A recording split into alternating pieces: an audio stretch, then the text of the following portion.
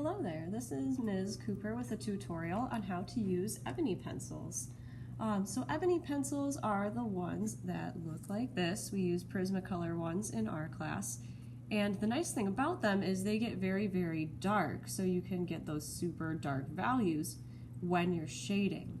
Now ebony pencils are a little bit different than your typical pencils. These actually are a little bit lighter in color, but they are still useful for a couple things. So I will show you how to use those together. So off to the side, I have a circle already ready because I will show you how I do a sphere. But first I'll show you the difference between an ebony and a regular pencil. So a regular pencil, when I press really hard, it lays down in this kind of medium gray color. And because it's not the most expensive pencil, you'll notice there are kind of little bits that stick to the paper a little bit harder. It's a little less consistent. So that was with me pressing really hard. But if I use my other one and I press really hard, look at how dark that ebony pencil gets. So this is great for those really dark values. The challenge with an ebony pencil is to actually make it lighter. So let's say you were trying to get some light values into your drawing. Well, normally when I hold a pencil, I kind of hold it down here and I get really, really close to the end. What you could do instead to lighten up is you actually hold it kind of all the way down here, and that allows you to get some lighter values because you're not holding the pencil quite so hard. Now, while we're talking about value, we should talk about how you get a nice, flat, smooth value. Sometimes it's tempting to just kind of go back and forth with the pencil really, really fast. What you end up doing, especially if you start to rotate it too, is you end up with these light spots in the middle, and then you have to kind of go back and fill those in, and it takes more time than you probably want to when you're working on a drawing. So what you can do instead to avoid that is shade a little more carefully. We do something called feather tipping. So you're kind of making big circular motions that would look like this if you made them super big, but instead you're making really small ones, kind of going in little circles, because this guarantees that you are filling in those gaps. And you can make these kind of tall ovals too. Like what I'm doing right now is I'm actually making little tall ovals, but you'll notice I'm putting them right next to each other, so I'm getting a smooth, consistent value out of my pencil. Now I'm using drawing paper, so it's a little bit rough. That's called the tooth of the paper, kind of like the surface of it. And there are a couple spots where my shading has a couple little gaps because of the tooth of the paper. This is where you go in with either a blending stump or something else to neatly blend it out. Or if you're like me and you feel like you turn your drawings into a big rain cloud when you do that, you can go back in with your lighter HB or number 2 pencil and put little tiny tick marks in those white spots to finish shading it in and make your shading look just that much more consistent and even. So as you add those, your shading starts to look a little bit nicer, and then you don't have to worry about smearing your drawing too much and having to erase it or anything else. So I'm just putting little tick marks in there to smooth it out. So now that we've seen how we do this as a flat value, let's transition over to a sphere. Now remember, when you hold your ebony pencil and you're going right around the highlight, because I want to put the highlight right here, we're not holding it like this. We're actually going to hold it a little bit farther down and make really light pencil strokes. You'll notice I'm putting them all kind of right next to each other. I have no big gaping holes in my shading that I'm laying down, and I'm going really, really light. And what I'm doing is I'm outlining where I want my highlight to be so that I keep the page nice and white and I don't have to go back in with my eraser. Now it's okay to use your eraser as a drawing tool. If you need to, think of it more as a drawing tool than a mistake tool, right? You can just kind of go in, lighten things up, think of it like a white pencil instead.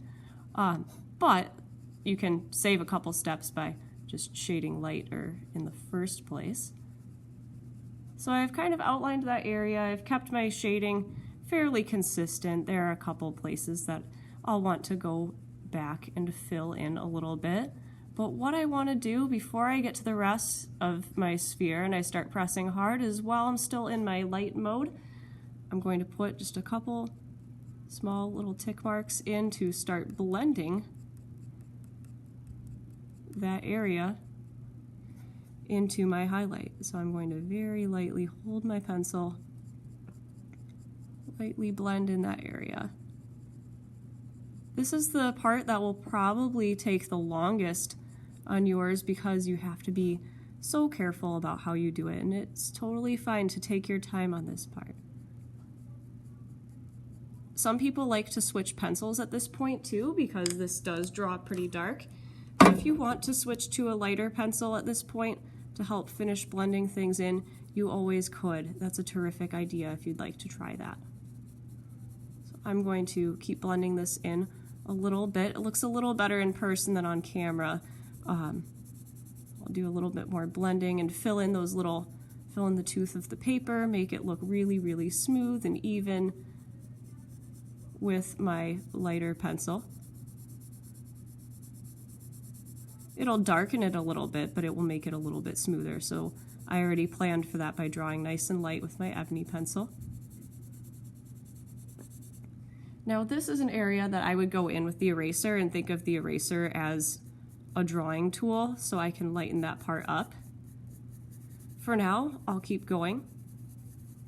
The other thing you'll want to do, because generally you would work kind of light to dark with your pencils, but you still want to make sure that you are outlining where you want your shadow to go on your sphere. So what I'm going to do is I'm quickly going to go back over to my shadow and start marking that in there. It's kind of a crescent shape on my sphere. That way I've already marked it out and I kind of know what I'm blending into. Now you'll notice I'm curving the shadow with the shape of the sphere.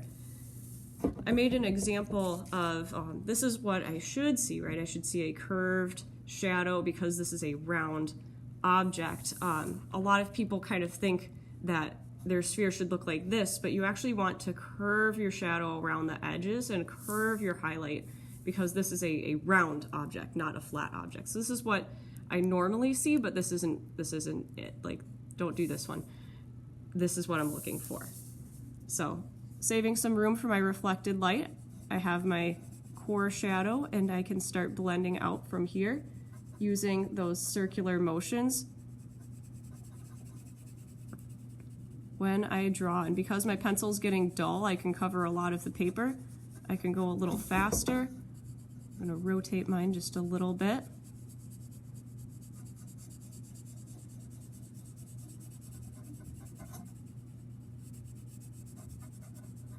And you'll notice that as I go, I'm still blending it into the darker area. I'm just laying down more pencil.